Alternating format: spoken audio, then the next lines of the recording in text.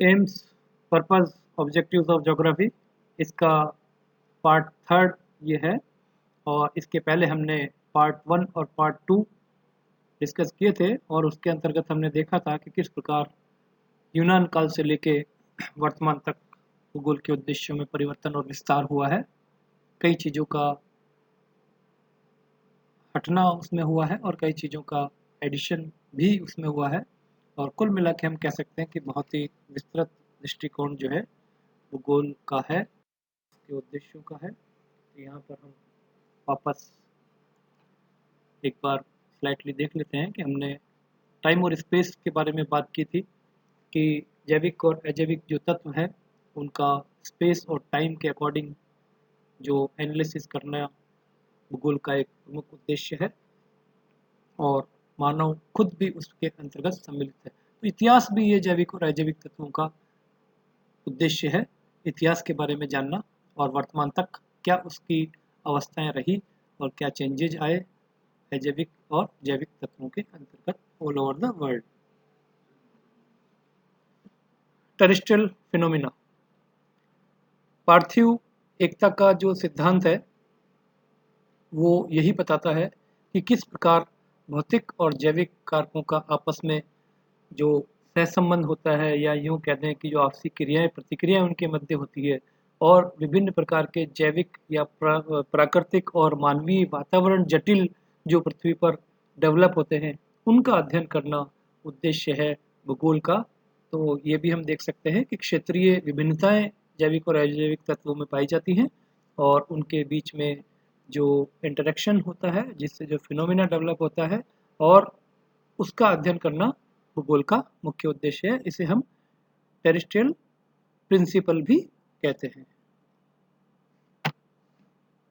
Next, man and environment relationship, इसका अध्ययन करना भूगोल का मूल उद्देश्य रहा है और इन संबंधों में समय के साथ साथ जो परिवर्तन आया उसका अध्ययन करना भी भूगोल का मूल उद्देश्य है कि किस प्रकार अलग अलग एनवायरनमेंट में जो वहाँ के पर्टिकुलर एनवायरनमेंट में रहने वाले मानव समाज है वो किस प्रकार से इंटरेक्ट करते हैं, कैसे अपने आप को सर्वाइव करते हैं, एडजस्ट करते हैं और प्रकृति को अपने हित में बनाने का प्रयास करते हैं। तो एडजस्टमेंट एंड एडेप्शन जो है वो मैन एंड एनवायरनमेंट का उसका अध्ययन करना भूगोल का प्रमुख उद्देश्य है। तो अलग अलग क्षेत्र के अंदर ये अलग अलग प्रकार के रिलेशंस हमको देखने को मिलते हैं, उनका अध्ययन करना भूगोल का उद्देश्य है। यहाँ पर एक और पॉइंट हमने डिस्कस किया था कि इकोलॉजिकल एनालिसिस, कि किस प्रकार से अलग अलग जो पारिस्थितिकी तंत्र हैं अलग अलग क्षेत्र में अलग अलग प्रकार की परिस्थितियाँ, चाहे वो प्राकृतिक हो, चाहे वो मानवीय हो, चाहे वो सांस्कृतिक हो, चाहे वो सामाजिक हो, वो पाई जाती हैं। तो उन सब का अध्ययन करना, उनका विश्लेषण करना, उनके कारण और प्रभावों को जानना, यह भूगोल का मुख्य उद्देश्य है। रीजनल ऑर्गेनाइजेशन एंड प्लानिंग में योगदान, कि किस प्रकार से रीजनल जो ऑर्गेनाइजेशंस हैं और वो जो प्लानिंग्स करती हैं वो पर्टिकुलर एरिया के लिए अलग प्लानिंग हो सकती है जो प्लानिंग दूसरे एरिया में संभव नहीं है। तो किस प्रकार से प्लानिंग का यहाँ पे सीधा सीधा अर्थ यह है कि किस प्रकार से प्राकृतिक संसाधनों का समुचित उपयोग, बौद्धिक रूप से उसका उपयोग किया जाए जिससे कि उनका विदोहन भी अत्यधिक न हो, इसका मतलब एक्सप्लॉइटेशन नहीं होना चाहिए, यही प्लानिंग से यहाँ पे अर्थ है।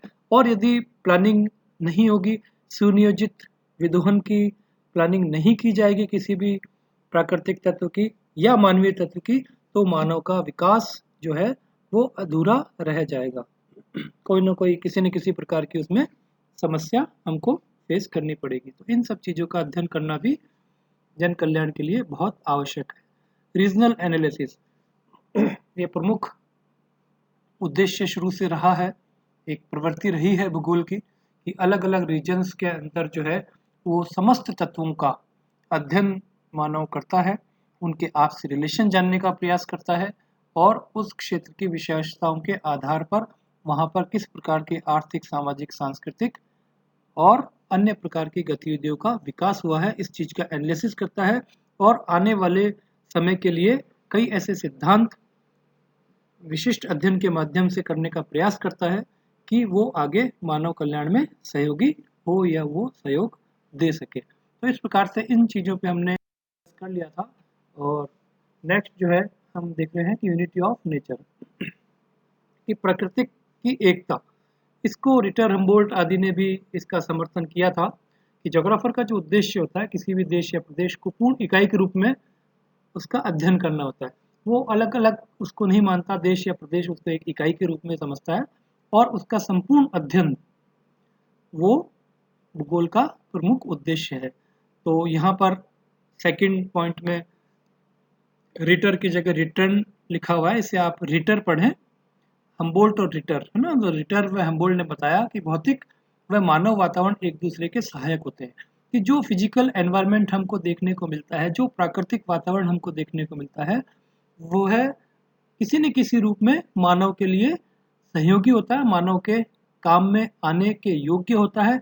बस कंडीशंस यही होती है कि भौतिक पर्यावरण को या प्राकृतिक पर्यावरण को मानव अपने स्वार्थ के लिए इतना उपयोग नहीं करे, इतना उसका एक्सप्लॉइटेशन नहीं करे कि वो मानव के लिए स्वयं हानिकारक सिद्ध हो जाए। तो ये बात जो है प्राकृतिक एकता की रिटर और हम्बोल्ट ने जो है इसका समर्थन किया। और अतः हमें संपूर्ण जो पर्यावरण के कारकों को है उनको एक रूप में देखना चाहिए, चाहे वो भौतिक कारक हो चाहे वो मानवीय कारक हो, किसी का भी महत्व कम नहीं है, एक दूसरे पर डिपेंड है, एक दूसरे के सहायक है और एक दूसरे के सामंजस्य और समन्वय से ही मानव का विकास संभव है। यहाँ हम कुछ और पॉइंट्स इसमें के बारे में प्रकृति की एकता के लिए डिस्कस कर सकते हैं, जो कि भूगोल का उद्देश्य है कि प्रकृति एक पूर्ण इकाई है और भूगोल का उद्देश्य उस एकता को प्रदर्शित करना है। प्राकृतिक एकता के साथ साथ यह भी आवश्यक है कि क्षेत्रीय विभिन्नताओं को विश्व के संदर्भ में अध्ययन किया जाए। तो यहाँ पर ये पूरी प्रकृति को एक पूर्ण इकाई माना है और उसका उद्देश्य है उसकी एकता को प्रदर्शित करना ही भूगोल का प्रमुख उद्देश्य है। इसी के साथ साथ जो प्राकृतिक एकता के में यह भी आवश्यक होता है कि जो अलग अलग क्षेत्रों में अलग अलग प्राकृतिक तत्वों में समानताएं पाई जाती हैं, उनका विश्व के संदर्भ में भी अध्ययन किया जाए कि उनके ऊपर किसी अन्य क्षेत्र का प्रभाव तो नहीं है। तो इसके लिए उदाहरण हम दे सकते हैं कि किसी क्षेत्र की कुछ चीज़ों की विशेषताएं हो सकता है किसी अन्य क्षेत्रों से प्रभावित होती हो, तो यह भी भूगोल के दायरे को बहुत बढ़ाता है, उसके उद्देश्य के दायरे को बहुत बढ़ाता है। इसमें एक एग्जाम्पल के रूप में हम देखें तो इसमें नीचे एक एग्जाम्पल आपको कोट किया गया है। जैसे भारत में मानसून का आना क्षेत्रीय परिघटना है, लेकिन यहाँ मानसून आने का कारण विश्व के अन्य क्षेत्रों में हुए जलवायु परिवर्तन या उनकी जलवायु की परिस्थितियों में परिवर्तन भी होते हैं।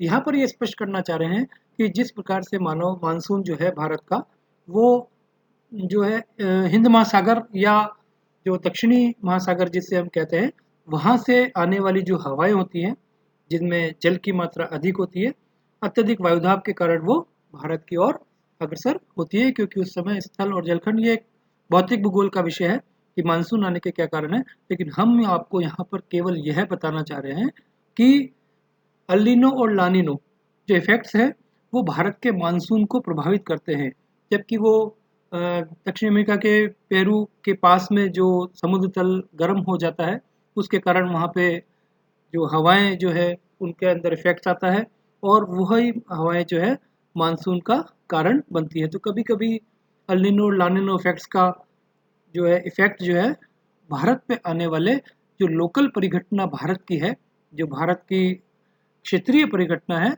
उसको प्रभावित करती है। ये अपने आप में एक सेपरेट विषय है, जब कभी हम इसको डिस्कस करेंगे। वैसे भौतिक विषय भूगोल का विषय है, हम चाहेंगे तो कभी इसको आगे डिस्कस कर लेंगे क्या अल्नीनो और लानिनो क्या है।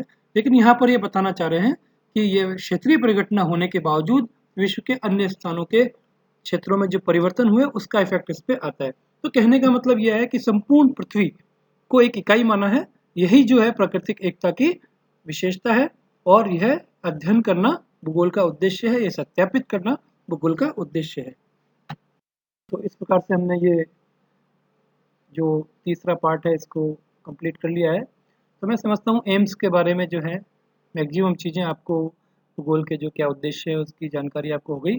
और इससे अधिक जानकारी के लिए आप और बुक से कंसल्ट कर सकते हैं। और हम यह प्रयास करेंगे कि कुछ टॉपिक वाइज जो हैं इनके क्वेश्चंस अपन ऑब्जेक्टिव टाइप्स या वन वर्ड टाइप क्वेश्चंस जो हैं वो अपन कुछ तैयार करके और आपको डिस्कस के लिए लाएंगे। एक ऐसा लेक्चर हम रखने का प्रयास करेंगे, तो आप इसको आप नोट्स बना के तैयार रख लें। Thank you.